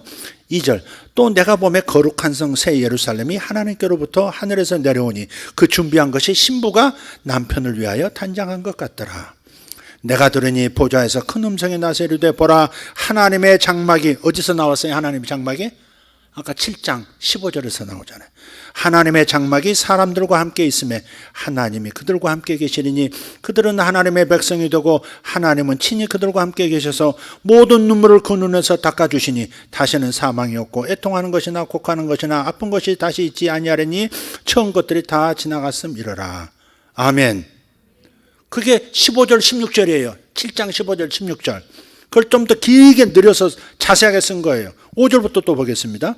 보좌에 앉으신 이가 이르시되 보라 내가 만물을 새롭게 하노라 하시고 또 이르시되 이 말은 신실하고 참되니 기록하라 하시고 또 내게 말씀하시되 이루었도다 나는 알파와 오메가요 처음과 마지막이라 내가 생명수 샘물을 목마른 자에게 값없이 주리니 이기는 자는 이것들을 상속으로 받으리라. 아멘. 여기 생명수 얘기가 어디 나와요? 아까 7장 17절에 나오잖아요. 하나님의 생명수로 인도된다 그러잖아요. 아니 지금 죽였다 살렸다 반복하는 거야. 뭐야 이게? 시간의 흐름이라면 종말의 시간의 흐름을 요한계시록이 얘기하고 있는 거 순서대로 기록한 거라면 아까 6째 인의 재앙이 끝난 다음에 하나님의 장막이 그들을 덮어서 눈물이 더 이상 없게 만들어주고 17절 생명수 선물로 인도해 주셨으면 다 끝난 거 아니에요? 근데 또다시 무슨 또 나팔재앙 또 7 대접 재앙이 또 나오고 그 다음에 그제서야 또 21장에서 일이 또 반복된단 말이에요. 모든 것이 끝난 것처럼 하나님의 나라가 이 땅에 다 이루어진 것처럼 표현되고 있어요. 그런 걸 보면 여러분 처음에는 작게 표현하고 그 다음 조금 강하게 표현하고 그 다음은 완벽하게 표현해서 하나님의 심판은 엄중하다는 것과 그래서 예수 그리스도 안으로 돌아오라는 땅의 사람들이 회개하고 돌아오라는 메시지를 하고 계시는 것이고 고난받는 성도들은 박해받는 성도들은 견뎌내라 하는 것을 반복하심으로써 격려하고 믿음을 지키도록 독려하고 계시는 거예요. 그리고요 인이라고 하는 것은 옛날에 이스라엘 사람들은 다 알아들어요. 우리는 7인이라고 하는 것이 뭔 말인지 모르죠. 이스라엘 사람들은 알아. 여러분 영화 가끔 유럽 중세 영화 보면 두루마리 편지 같은 것을 어디 보낼 때 촌농을 떨어뜨려. 그리고 거기다가 인장 반지를 딱 찍어서 중간에서 전달하는 사람이 펴보지 못하게 하잖아요. 그런 것처럼 두루마리 인이라고 하는 것은 뭐냐면 그것은 이스라엘 사람들은요 땅을 사고 팔 때 이건 내 땅이다 하는 것을 이제 결정할 때 문서를 3장 만들어요. 문서를 3장. 똑같은 문서를 3장 만들어. 우리가 지금도 법원에 법정에 사용하기 위해서 내용증명 보낼 때 언제까지 방 빼주세요라고 안 나갈 때 내용증명 보내잖아요. 법적 효력을 갖기 위해서 언제까지 방 빼주세요 아무개 하고서 그걸 3통을 이제 우체국에 가지고 가면 똑같이 복사를 해가지고요 한 통은 본인이 갖고 한 통은 방 빼야 될 당사자한테 가고 한 통은 이 우체국에서 관공서에서 보관을 합니다. 이스라엘도 똑같이 그랬어요. 한 통은 내가, 한 통은 판 사람, 땅을 산 내가 갖고 한 통은 저 사람에게. 빚도 마찬가지.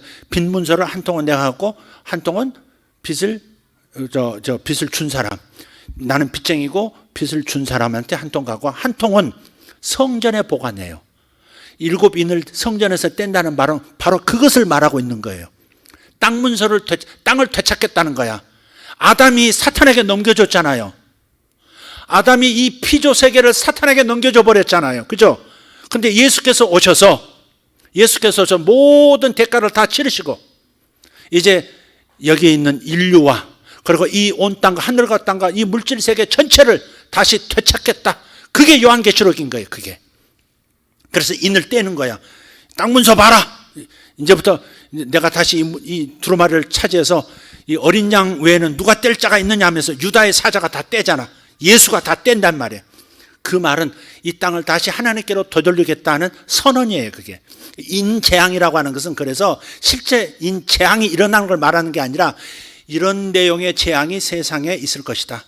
이 땅 내놔. 안 나가, 지금 방 안 빼면 이렇게 할 거야 하는 내용이 그게 문서에 적혀 있는 것을 말하는 것이고, 나팔은 이스라엘 사람들은 전쟁할 때 또 절기 때 사람들 소집할 때 나팔을 불었단 말이에요. 이제 시작하시오.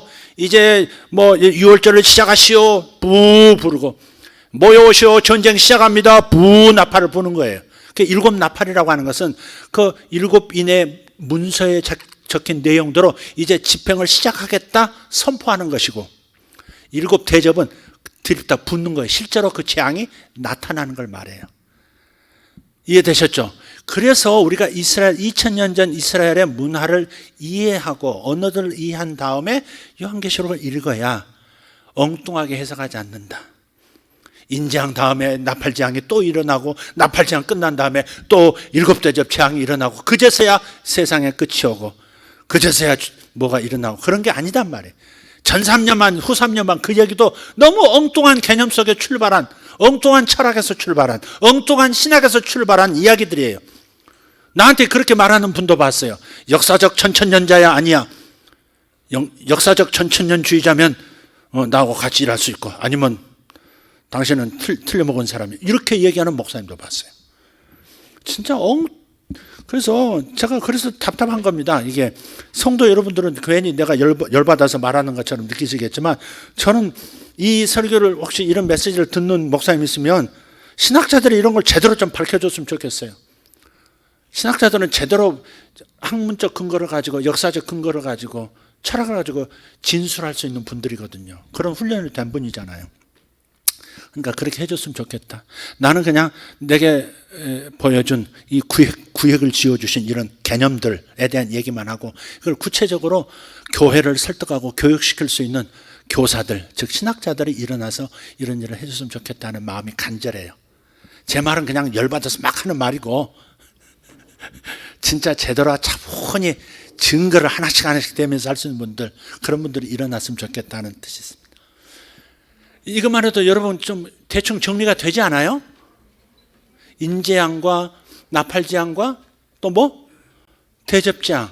이게 각각의 시간의 흐름 따라서 일어날 이 일의 진술이 아니라 이게 다 한 이야기를 또 반복하고 또 반복해서 완전케 만드는 세 장의 셀룰로이드와 같은 그런 이야기다. 시원하지 않아요? 그렇게 읽으면요, 성경이 다 보여요. 다 보입니다. 아, 이게 똑같은 얘기가 반복되고 있구나. 좀 더 자세하게 얘기하고 있는 거구나. 아, 근데 핵심은 뭐예요? 교회를 포로로 잡고 교회를 칼로 망하게 하는 죽인 자들은 역시 하나님에 의해서 결국은 지들이 다 보복을 당하는구나. 아, 그러니 소망을 갖고 인내하고 축복하면서 살자 하는 결심이 서지 않냐, 이 말이에요.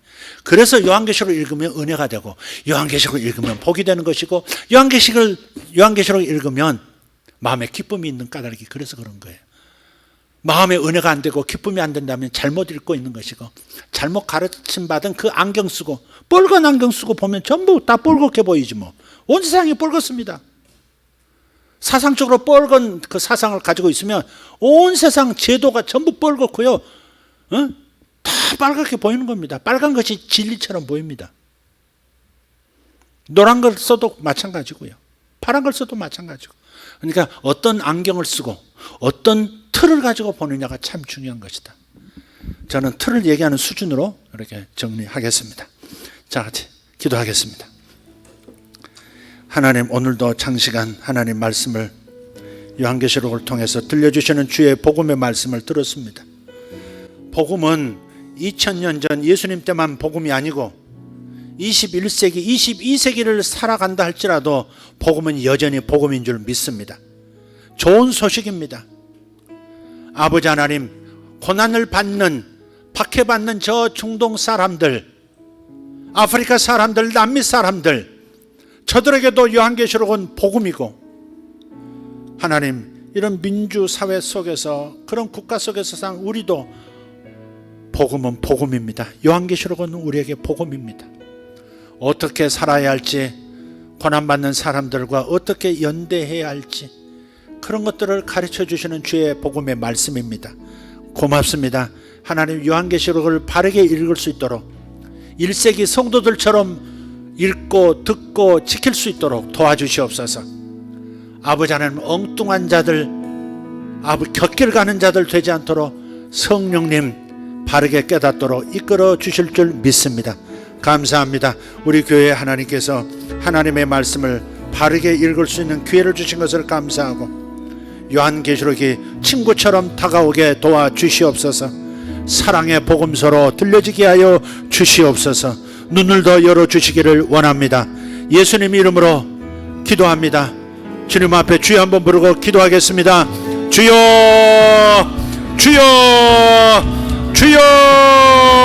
감사합니다. 하나님, 사랑하는 성도들, 아버지 하나님, 주의 말씀을 바르게 읽도록 우리에게 계시를 주시고 바르게 해석할 수 있도록 통찰의 눈을 허락해 주심을 감사합니다.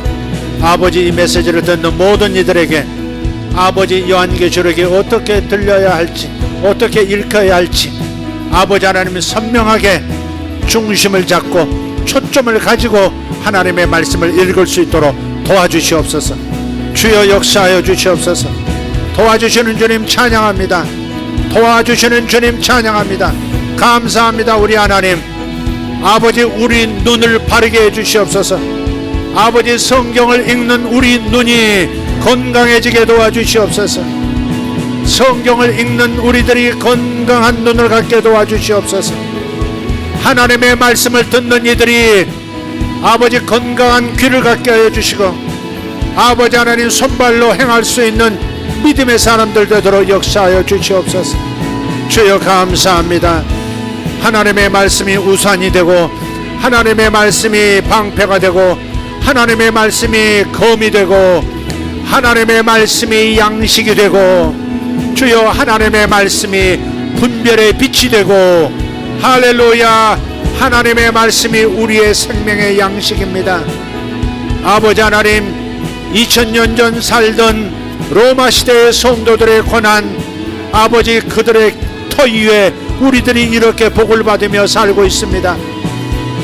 아버지, 우리 대한민국 안에 복음이 처음 들어왔을 때 아버지 박해를 받으면서 복음을 이어갔던, 신앙을 이어갔던 믿음의 조상들, 믿음의 할아버지, 믿음의 아버지들이 우리에게 이런 유산을 남겼습니다.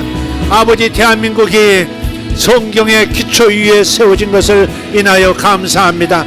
아버지 하나님, 이 나라의 법이 성경의 영향을 받도록 역사 속에서 우리 도움을 주셨던 하나님의 은혜를 찬양합니다. 아버지, 우리 민족은 성경의 위에 세워진 민족입니다. 아버지 하나님, 대한민국을 아버지 하나님 성경 위에 설 수 있도록 다시 한번 성경이 모든 대한민국 국민들 마음속에 아버지 들어가게 하여 주시옵소서. 성경을 읽는 운동이 일어나게 하여 주시옵소서. 성경을 가까이 하는 운동이 대한민국 모든 이들에게 가장 중요한 일이 되도록 주여 역사하여 주시옵소서. 감사합니다. 아버지, 학교에서, 일반 학교에서도 하나님의 말씀을 귀히 여기고 하나님의 말씀의 가치를 인정하는 역사가 일어나게 하여 주시옵소서. 아버지 하나님, 그하여 다시는 세상의 영이, 사탄이, 용이, 뱀이, 마귀가 세상 권세를 사용해서 아버지 세상을 미혹하지 못하도록, 아버지 물을 강같이 토하지 못하도록 만들어 주시옵소서. 주님 감사합니다. 위대하신 하나님 찬양합니다. 어린 세대들이 성경을 읽을 수 있도록 도와주시옵소서. 하나님의 말씀 가운데 양육받도록 도와주시옵소서. 성도들에게 이 땅에서 하나님의 심판을 겪을 때 성도들은 심판이 아니라 양육을 받는 것임을, 양육을 받고 있는 것임을 알게 하여 주시옵소서. 주님의 보호막 안에서 복을 누리면서 은혜를 받으면서 양육받는 과정이 3년 반이요 42달이요 1260일인 것을 깨닫게 하여 주시옵소서. 우리를 양육시켜 주심을 감사합니다. 세상에게는 심판이지만 우리에게는 양육입니다. 땅에 거하는 자들, 생명책에 이름이 없는 자들에게는 재앙이요 심판이지만, 그러나 하늘에 거하는 자, 생명책에 이름 있는 자들에게는 양육이요 훈련이요 성숙이요 복을 누리고 은혜를 받는 기간임을 주님 믿습니다. 감사합니다. 감사합니다. 우리가 예수 믿게 된 것을 감사합니다. 내가 생명책에 이름을 둔 것을 감사합니다. 주의 은혜를 받은 사람이 접니다. 우리는 주의 은혜를 받았습니다. 우리는 주의 은혜를 받았습니다. 예수 믿는 은혜를 받았습니다. 하나님의 자녀가 되는, 하나님의 가족이 되는 은혜를 받았습니다. 할렐루야, 할렐루야, 할렐루야. 감사합니다. 아멘, 아멘.